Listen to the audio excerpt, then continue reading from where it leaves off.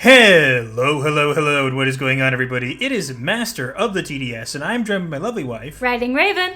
And we're back for another episode of Psycho-Synopsis. Indeed. The segment where we summarize all the Psycho for you. Just a scattering of topics throughout the week, all summarized into a neat little package for you to enjoy and consume at your leisure. You're welcome. So, we got a bunch of topics to discuss today, but before we do that, we just wanted to let you guys know that we are very close to 2,200 subscribers. I think we're about 10 away as the time of making this video. Last we checked. So if you have not already, please smash that subscribe button, like it, share it, whatever you want to do. And keep in mind, next week we will not be having a Psycho-Synopsis because we will be too busy with holiday stuff. There's been posts in the community tab for more information. We will have a video, it just will not be that. So yeah, keep an eye out for that. But, without further ado, let us bring in our first client, Jonathan Majors.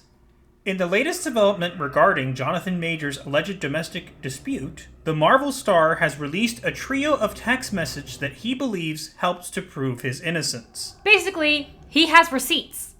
However, if you can read, we have them on the screen for you, and we're not going to read them because there's stuff in there that might get us in trouble with YouTube, but you can read them for yourself. And there's been more news since then.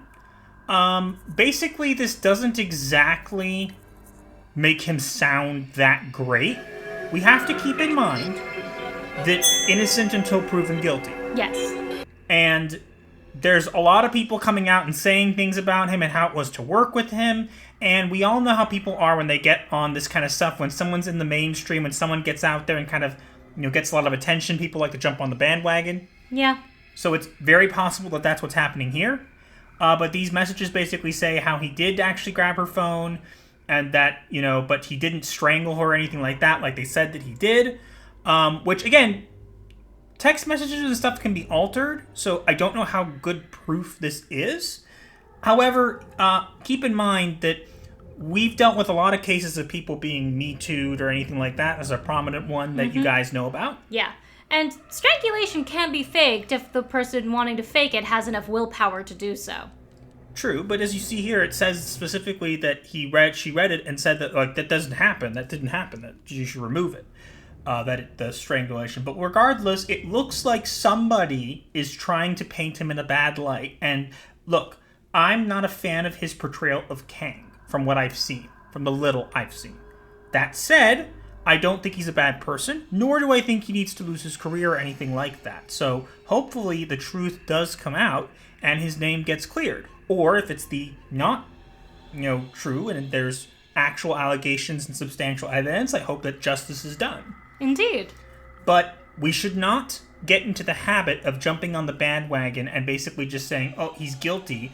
And we're also not going to rejoice and say, oh, well, it hurts Marvel, so that's fine. No. This is a man. This is his job. This is his career. Regardless of who he works for or not, he does not deserve to lose his job or lose his livelihood. And we don't not going to celebrate, oh, well, he works for Marvel, so it's a blow against Marvel. No, it's really not. Marvel can always recast it. Hopefully it's not true, so we'll have to wait and see. But we'll let you guys know updates when we get them. But for now, things are still kind of murky. Yeah, definitely. All we can do is hope for the best and wish him well. Yeah, again, if he's innocent, then he deserves to not be, ostracized or have punishment for it. If he's not innocent, then justice should be done. Indeed. Let's move on. And next up, we have Ike Pearlman. Not even the kiss of life can save it now. Amid extreme cost-cutting measures and layoffs, Marvel Entertainment head Ike Pearlman has found himself among the first to face the chopping block. And since then, there have been, 7,000 layoffs? Yeah, this is one of them. Ike Pearlman was kind of the head of... A lot of people said that he was the person who was trying to, quote-unquote, and again, I'm quoting this, that he was the guy trying to, unwokeify Marvel, and now he's gone. Now, I don't necessarily agree that that was what he was doing there. I think that, these people who are there, he's a billionaire. He's a very reclusive billionaire. That's why there's very little photos of him. Marvel just seems to be a disaster zone. Now, they're cutting lots of jobs and things, which is good, because it means that maybe they're finally starting to cut costs and save money and trying to, recuperate. They're certainly cutting all the jobs that have no point in being there. Specifically the inclusion and diversity ones, which really are pointless if you actually look into what they're supposed to do. Yeah. Now, Ike Pearlman was also in charge of the comics division, and they believe the comics are no longer viable, which, shocking nobody who actually pays attention, we could say yes. Mm-hmm. And they don't feel like it's necessary anymore, so they're actually planning to, roll it into Marvel Entertainment. We'll have to see kind of where it goes from there. That's not doing well. They're cutting as many jobs as they can. You can look at this one of two ways. You can either look at it and say, oh, Marvel's in a disaster, and they're cutting jobs, abandon ship before the end. Or it could look at it as hopefully maybe Marvel's learning. Based on history and stuff, I don't think Disney Marvel's learning anything. Probably not, considering what we've been dealing with for the last 5 to 6 years. That, and these people tend to fail upward. So I don't think Ike Pearlman was part of the problem necessarily. I think that Victoria Alonso more fits that bill, but she'll probably fail upward to something else. And, Ike Pearlman is rich. He's a billionaire. He has, nothing to lose here. I don't think he should have lost his job necessarily, but I understand why they're cutting costs where they can. But yeah, he's not going to magically unwokify Marvel. I don't even think Marvel was technically wokeified. I don't like that term. I think that Marvel has become very inundated with politics and inclusion and diversity, and that became what the problem is. They prioritize that over stories. It's not the diversity and inclusion themselves that's the problem. It's prioritizing it, as I said, over the story. And the quality. Exactly. So they're cutting down. Now, maybe this one will get better quality stuff. And again, if we get better quality stuff and people say it's good enough to go back to it, we're not going to, run away from it. I'm not jumping up and down, hearing about these new things being released. I'm not that interested. Mm-hmm. But I'm not going to poo-poo it either, I think that we have to wait and see. I miss Iron Man. I miss the original Avengers. I wish that they'll bring them back, not in, a weird way. But regardless, I liked Marvel before Endgame. And even when Endgame, ended, and again, things have kind of fallen off since there. There's been a noticeable downgrade in quality. Absolutely. And I think that it's really, really notable. And because it's so notable, it's something that needs to be changed. It needs to, obviously they need to recuperate and kind of bounce back. And maybe this will be a way of them doing that. However, I'm still very skeptical. They'll have to kind of prove themselves to me. Mm-hmm. Hire us. We'll fix it in a heartbeat. No thanks. Look, I'm not going to sugarcoat it. I would probably have no clue what I would be doing at Marvel. Not because I don't have the knowledge, but because I don't have the expertise of some of these people, and I can admit that. True. We're not necessarily business people, but we do know Marvel Comics better than they clearly do. If they wanted help with direction and what they were going to do, they should have adapted comics that were around that people liked and people, really enjoyed, but they haven't done that, so... They could have also given us the proper Mandarin, which you really wanted so badly. Let's not get into that. Again, there's many reasons why I didn't like Iron Man 3. I also did not like Iron Man 2, and it was not because the movie was bad. It was because... The reason I didn't like Iron Man 2 was because they missed up one thing which bothered me, which was the name of the main villain. Anton Vanko is supposed to be the Crimson Dynamo, not Whiplash. Whiplash is supposed to be Mark Scarlatti. And so they could have literally just changed the name and it would have been better for me. Mm-hmm. I get what they did there. It wasn't terrible. 3 I hated because I felt like it didn't have much action in it. Most of the time he wasn't even in his armor. And Mandarin was awful. Gosh, yeah. And some people argue, well, the guy who was with the Extremist Serum was Mandarin. They could have done 2 movies with this. They could have done Iron Man 3 Part 1 and Iron Man 3 Part 2, and they could have incorporated both of those things. There were some good moments. I'll give it that. But, like I said, downgrading quality. Mm-hmm. We also both agree that Kang should have been introduced at the end of Endgame after they completely disrupted the timeline, which would have been the perfect segue to introduce Kang because he hates it when people mess up timelines. Yeah, that probably would have worked better. It would have kept people interested, but regardless, we'll kind of wait and see. Again, we're going to kind of keep our eye on Marvel and where it goes from here. We can hope it bounces back, but I don't have high hopes. Nor do I. And so we move on to the Aristocats. From the studio, who is obviously creatively bankrupt, the Aristocats! A live-action CGI hybrid horror experience. Described as a hybrid mix between live action and CGI, Disney's live-action Aristocats remake has found its director, Questlove? Who? No clue, some newcomer. Regardless, the reason we're going to talk about this is because it was announced a while back about this Aristocats reboot kind of thing.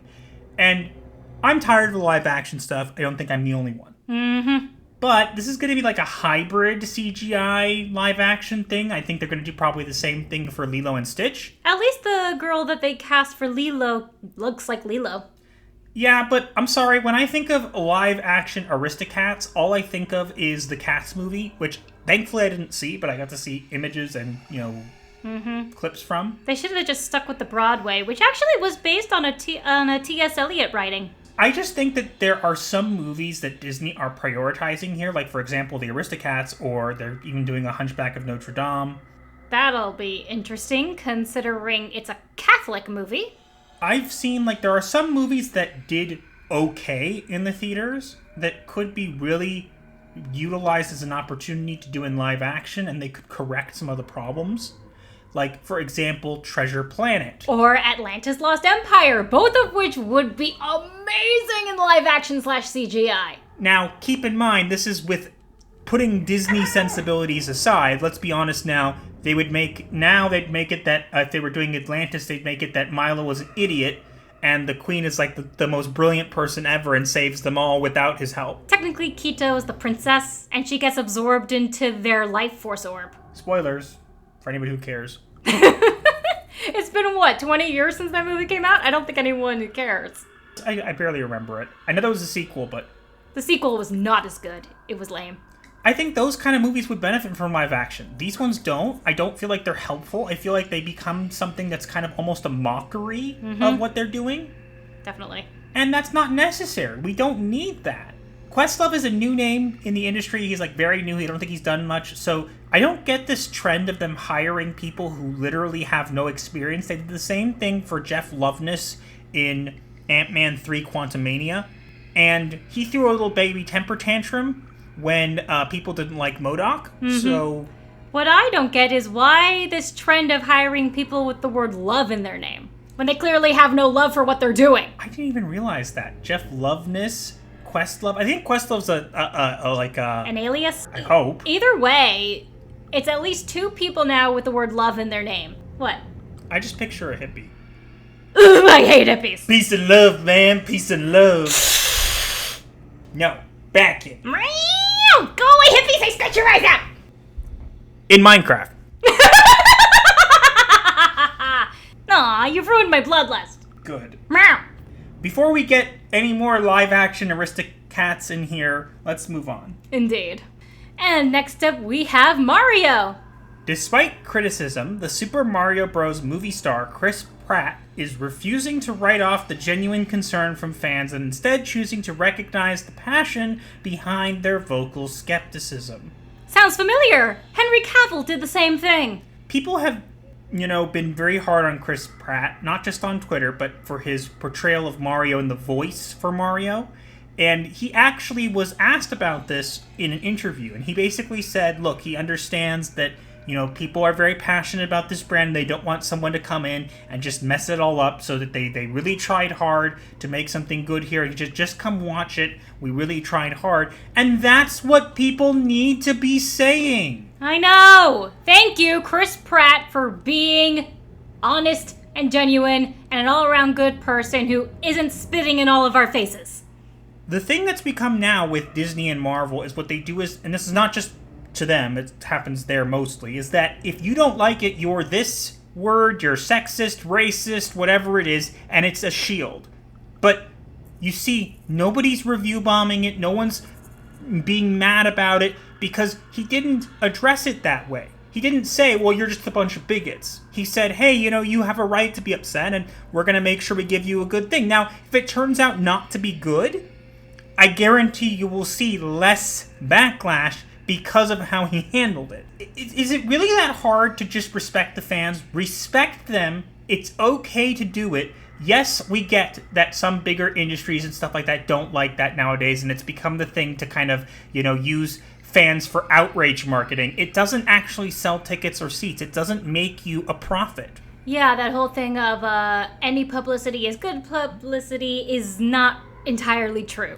it does work to a degree. But at the same time, it will get a lot of buzz on social media and Twitter, but then no one will actually go buy the product. Indeed. It may create buzz, but it doesn't actually bring in an audience.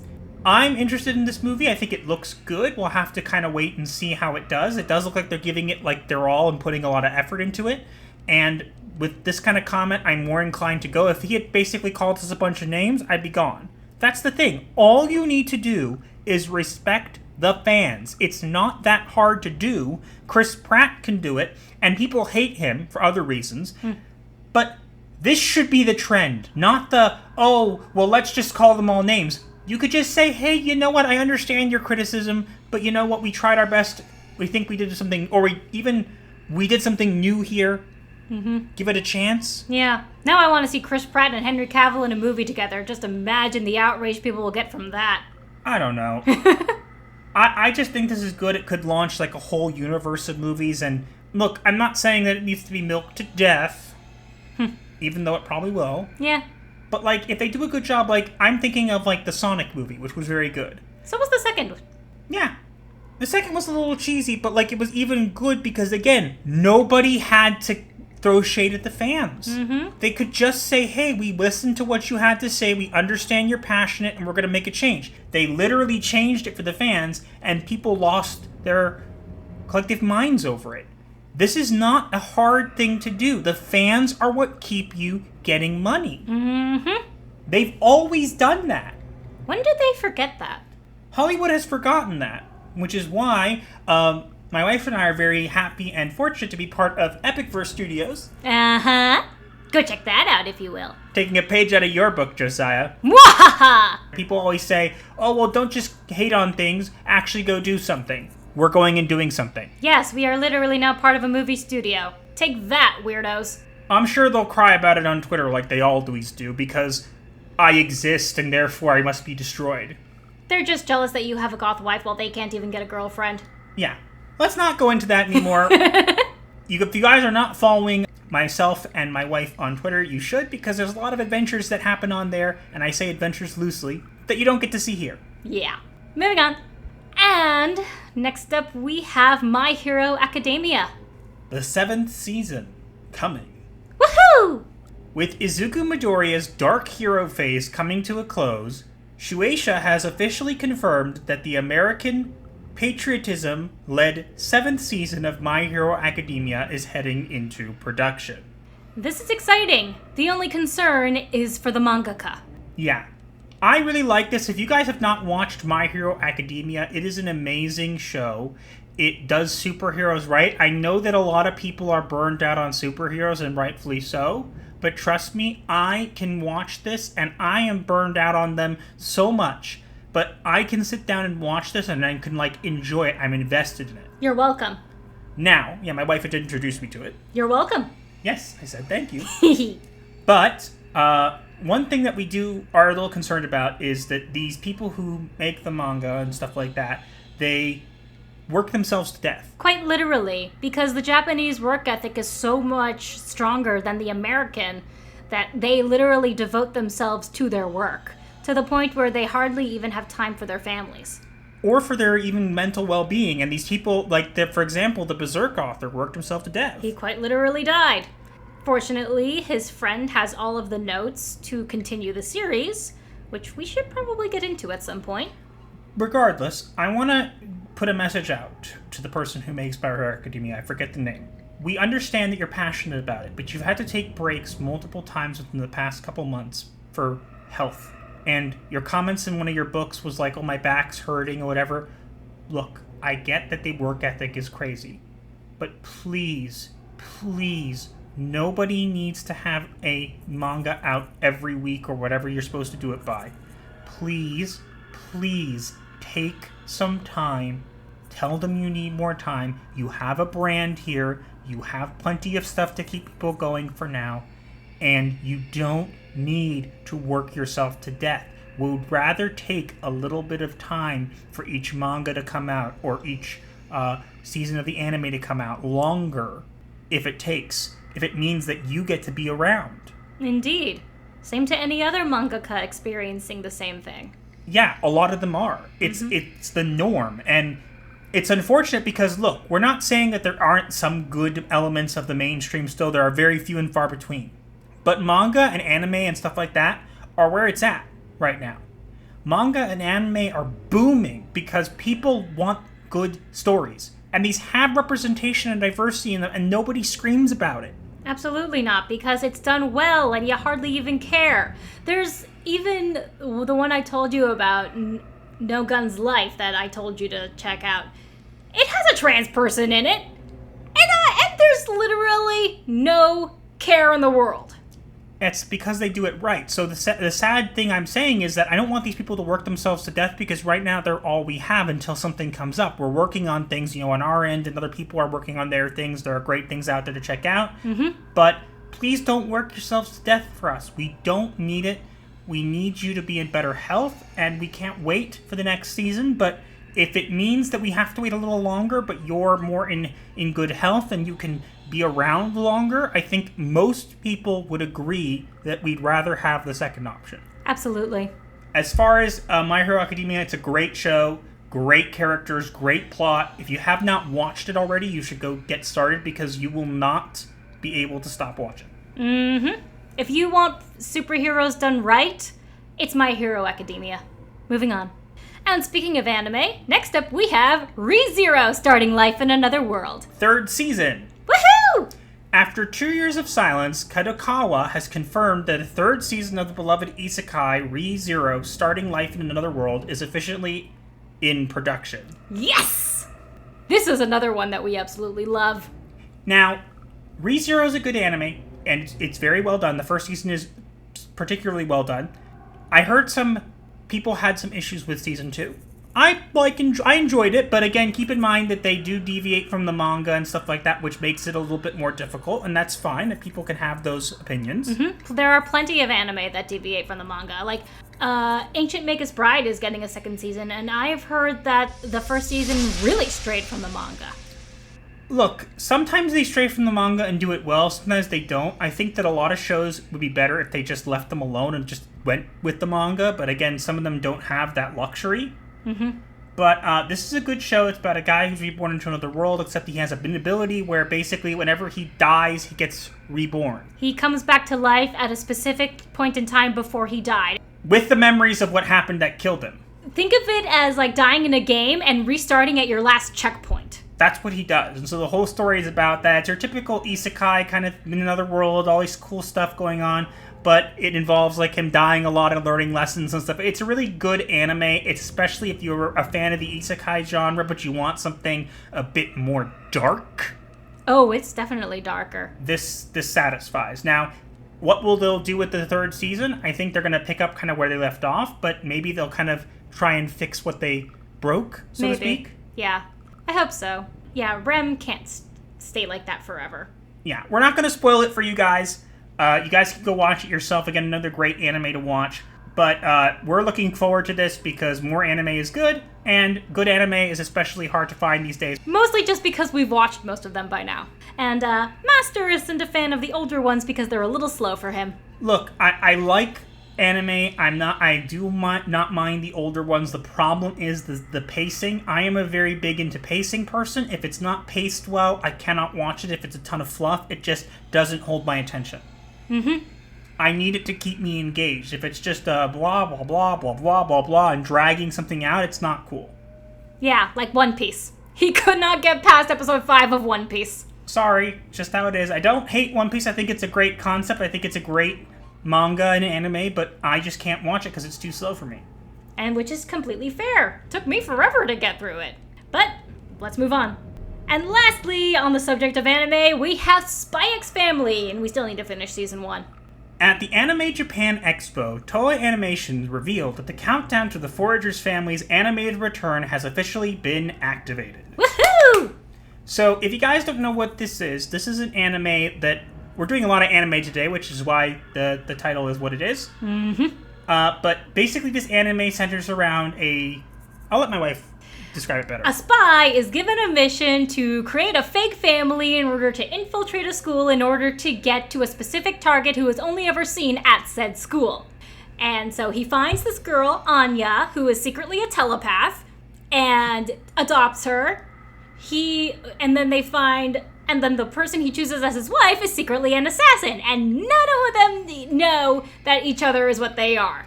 Well, except for Anya, because she can read minds. Yes. It sounds complicated, but it's actually done quite well. There were some fluffy episodes in what we've been watching, so we haven't gotten back to it. But it's a good show if you guys want something that's kind of a little more wholesome, but at the same time kind of more grounded in reality. This is kind of a thing. I think of it as kind of like James Bond in a way, but it's much different. They literally have a show in the show called Bondman. Yeah. But they're going to get a movie, which should be cool. I wonder if it's gonna get like theater release. Maybe we'll go see it. Oh, I would love to, but then we would have to finish season 1. We will. We'll get to it. Eventually. We're finishing up My Hero Academia right now. Yes, and then continuing a few other things that we're still in the middle of. It's a long list. Yeah. Kind of like our to be watched movie list. We're not even going there. But yeah, good anime, great show. I'm looking forward to the movie. I'm looking forward to finishing the series and kind of getting the next season after this. Again, a lot of good talent coming out of Japan these days. The only issue is that, again, they all work themselves to death, and I really wish they didn't do that because they are definitely needed these days, and when they work themselves to death, they only jeopardize the product, and also they don't ensure that they'll be around. Yeah, and it's a shame. We don't want another Berserk situation. Even if they were able to somehow save it, we don't want to have more of that. Yeah. Take breaks. Seriously. Take care of yourselves, not just your work. True. Moving on.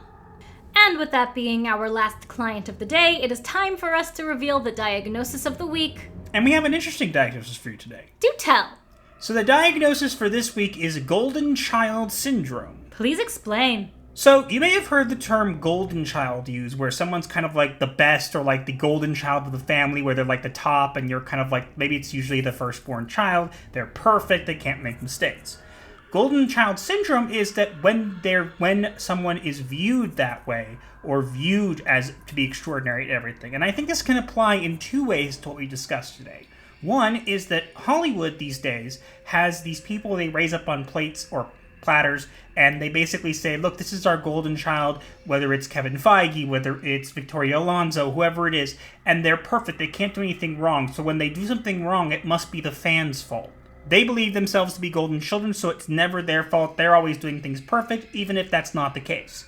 Now, this can also apply to Japan and the animes that we've gone over, because their anime and manga are at a high standard, and that's great, but at the same time, they work themselves to death. Their struggle for perfection and achievement and all this kind of stuff like they do, like a golden child is expected, they push themselves to extremes that no human being can handle. So we see this play out in Hollywood, but in a more negative light, and in Japan, in also a negative light, but for a good cause. Now, hopefully we'll see less of this going forward, but I'm skeptical. But that's why I feel this is a great diagnosis for this week. I agree. And now we move on to the remedy of the week. And this week we're sending you to our friend, The Vagrancy Horror, a writer of horror stories and a fellow vagrant and creature of the dark. Yeah, Vagrancy Horror, actually, his show is hosted by The Vagrant, which is his personality, which is a skull creature. Really cool. He writes some great stories. He's been a good supporter of the channel for a long time, and a supporter of us, and a good friend to us.